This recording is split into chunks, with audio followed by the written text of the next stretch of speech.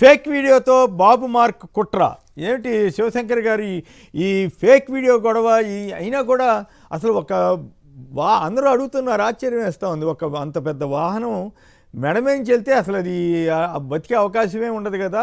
అదేమీ లేకుండా ఈ ఫేక్ వీడియో ఎలా వచ్చింది, ఏం కదా, ఈ ఆర్టిఫిషియల్ ఇంటెలిజెన్స్ ఈ కొత్త ప్రమాదాలు వస్తాయా, ఇట్లాంటి తమకు నచ్చని వాళ్ళ మీద గిట్టని వాళ్ళ మీద ఇట్లాంటివన్నీ పెట్టే ప్రమాదం ఉందంటారా? సరే, ఇప్పుడు టెక్నాలజీ అనేటువంటిది ఎంత అడ్వాన్స్ గా ఉందో ప్రతి ఒక్కరికి తెలుసు. టెక్నాలజీ వాడడం వల్ల కూడాను టెక్నాలజీ గురించి తెలుసు. అది ఏఐ కావచ్చు, డీప్ ఫేక్ కావచ్చు, ఎంఎల్ కావచ్చు, ఇదంతా కూడాను. ఇప్పుడు ఏంటంటే ఇది జరిగినటువంటి ఇన్సిడెంట్, ఆ వీడియో అనేటువంటిది క్లోజ్ గా చూస్తే అసలు ఆ వీడియో అనేటువంటిది రియల్ గా తల ఎక్కినట్టు జరిగితే, ఇప్పుడు ఆ బుల్లెట్ ప్రూఫ్ వాహనం వచ్చేసి 3.6 టన్ను 3600 కిలోలు. తర్వాత అందులో కూర్చున్నటువంటి వాళ్ళు కానీ, అవతల సెక్యూరిటీ గార్డ్స్ కానీ, ఆ వెహికల్లో పైకి సెక్యూరిటీ లేకపోవడంతో పైకి ఎక్కినటువంటి వాళ్ళు అందరూ కలిపి తీసుకుంటే దగ్గర 4.5 టన్ను 4500 కిలోలది ఆ యొక్క టైర్ ఎక్కితే గనక అసలు ఉంటుందా? తల నిలబడుతుందా? ఆ వ్యక్తి తర్వాత అరగంట సేపు అంబులెన్స్ వచ్చేంత వరకు నీళ్లు అడిగి నీళ్లు తాగడము, తర్వాత లేచి కూర్చోవడము, కాళ్ళ మీద కాలు వేసుకొని, అంటే కాళ్ళు డప్పులు వేసి ఇట్లా కాళ్ళు చిన్న దెబ్బలు అయితే పడుకోవడం కానీ, ఆ మూమెంట్స్ కానీ, ఆ వీడియోలన్నీ కూడాను మనం చూసాం. ఏది ఈ వీడియో ఒకవేళ రియల్ వీడియో అయితే మనం చూస్తున్నాం కదా, తర్వాత కారు ఎక్కినట్టు కానీ దిగినట్టు కానీ ఈ మూమెంట్ ఎందుకు? సడన్ గా ఆ పైన జగన్మోహన్ రెడ్డి గారి కింద చూసేటువంటి వీడియో జగన్మోహన్ రెడ్డి గారి పైకి ఎలా వెళ్తుంది ఆ కెమెరా? ఎవరో మొబైల్లో చూశారు, పట్టుకున్నామంటున్నారు కదా. జస్ట్ థింక్ చేయండి, ఆ వాళ్ళు చూపించేటువంటిది కారు టైరు. ఆ టైర్ ఎక్కితే 4600 కేజీలు ఉన్నటువంటి వెయిట్ ఎక్కితే అసలు తల ఉంటుందా సార్? ఇంకొకటి, ఆ రిపోర్ట్ చూస్తే పోస్ట్ మార్టం రిపోర్ట్ లో తలక దగ్గర, మెడ దగ్గర, చేతుల దగ్గర స్క్రాచ్ ఉన్నాయి, గీతలు, చిన్న గాయాలు ఉన్నాయి అన్నారు కదా.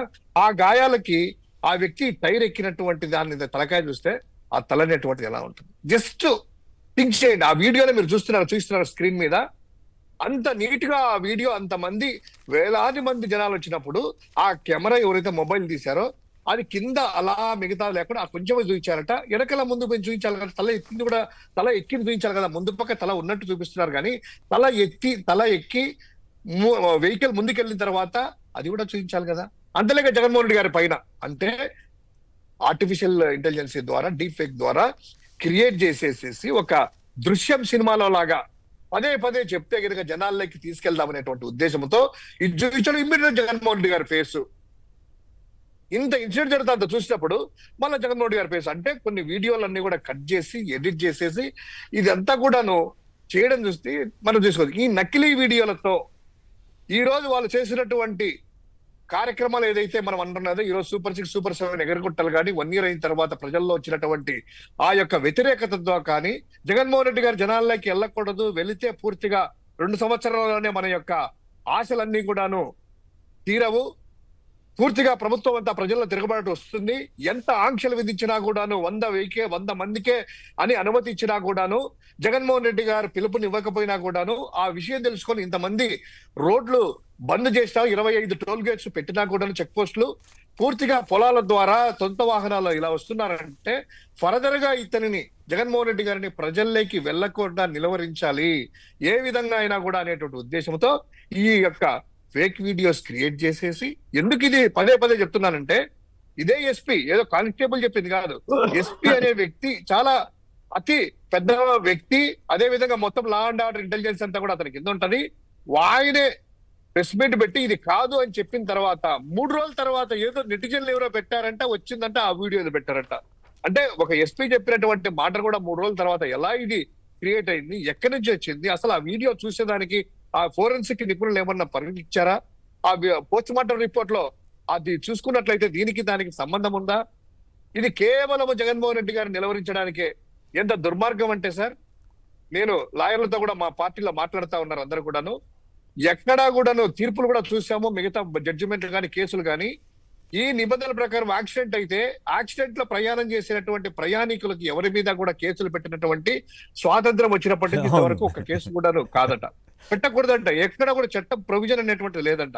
అదే విధంగా జగన్మోహన్ రెడ్డి గారు ఆ పక్క అభివాదం చేస్తా ఈ వీడియోలో, ఒకవేళ ఫేక్ వీడియోలో కూడా చూస్తా ఉన్నాను రియల్ గా అయినా కూడా, అతను జగన్మోహన్ రెడ్డి గారు ఫేక్ వీడియోలో ఏం చెప్పారంటే వీళ్ళందరూ కూడా ఎఫ్ఐఆర్ లో పోనిచ్చు అన్నారంట. పోనిచ్చు అన్నారంట. కనీసం ఎక్కడన్నా ఉందా సార్? జగన్మోహన్ రెడ్డి గారు ప్రెజర్ పెట్టారంట. కల్నపుల్ అనేటువంటి ఒక సెక్షన్ పెట్టి ఇంటెన్షన్ గా పోనిచ్చు అని డ్రైవర్ ని తీసుకెళ్లడము. ఆ వెహికల్ మీరు ఇచ్చినటువంటి వెహికల్, తుక్కుపట్టిన వెహికల్, చంద్రబాబు నాయుడు గారు 15 సంవత్సరాలు వాడినట్టు పక్కన పెట్టినటువంటి ఆ సఫారీ వెహికల్ ఇస్తే అందులో ఏసీ రాక దాంట్లో అద్దం అంతా కూడా చెమటలు పెట్టి బుల్లెట్ ప్రూఫ్ వాహనం కదా సార్, డోర్లు గ్లాసులు దించేదానికి ఉండదు. దాంతో ఏమవుతుంది, ఆ హ్యూమిడిటీ క్రియేట్ అయ్యేసి డ్రైవర్లు కూడా వాళ్ళ డ్రైవర్ నడపలేక మొత్తం చెమ్మ వచ్చేస్తే ఆపి మొదటిసారి వెళ్ళినప్పుడు ప్రైవేట్ వెహికల్, జగన్మోహన్ రెడ్డి గారు సొంత వెహికల్ తీసుకొని ఆ వెహికల్ పెట్టుకున్నామని ప్రభుత్వ అనుమతితో ప్రభుత్వ డ్రైవర్ ఏఆర్ కానిస్టేబుల్ నడిపినటువంటి ప్రభుత్వ డ్రైవర్ తో వెహికల్ ఎవరితే జగన్మోహన్ రెడ్డి గారి మీద A2 కేసు అంట. లోపల కూర్చున్నటువంటి ప్యాసింజర్లు, అదే ఆ అనుచరుల మీద ఎవరైతే ఉన్నారో వీళ్ళ మీద కేసులట. ఇది రాజ్యాంగంలో గాని భారతదేశంలో ఏ రాష్ట్రంలో అయినా గానీ ఇటువంటి జరిగినటువంటి దాఖలాలు ఉన్నాయా? వాళ్ళ లాయర్లే చెప్పండి. అది ఏ విధంగా అది సార్? కేవలం ఒక వ్యక్తి మీద, జగన్ గారి మీద నాకు తెలిసి ఈ 15 ఏళ్లలో జగన్ గారి మీద వచ్చినంత వ్యతిరేక ప్రచారం కావాలని పనిగట్టుకుని బురద వేసే కార్యక్రమం గత 15 ఏళ్లుగా సాగుతూనే ఉంది. అది ఇప్పటికీ కొనసాగుతూనే ఉందని అనిపిస్తూ ఉంది. అసలు ఆయన అధికారంలో ఉన్నా అట్లాంటి దుష్ప్రచారం చేశారు, ఇప్పుడు ప్రతిపక్షంలో ఉన్నా దుష్ప్రచారం చేస్తున్నారు. అది వాళ్ళ గొప్పతనం అనుకోవాలి. నిన్న ఒక్కోటి సార్ సోషల్ మీడియా తిరుగుతా ఉంది, అది మీకు కూడా నోటీస్ న్యూస్ లో వచ్చిందో లేదో, శ్రీకాకుళం సంబంధించినట్టు ఇచ్చాపురం సంబంధించి ఒక ఎమ్మెల్యే తగులుకొని, అదే సోషల్ మీడియాలో చూశాను, న్యూస్ లో కూడా ఇంకా చదవలేదు, పొద్దున అంత లేట్ గా లేచాను, పేపర్ల నుంచి తిరిగేలేదు. ఆ జరిగినటువంటిది ఒకవేళ వాస్తవం అయితే గనక ఆ ఎమ్మెల్యే మీద కేసు పెడుతున్నారా? ఆ వాహనాన్ని కూడా సీజ్ చేశారు, తీసుకున్నారా?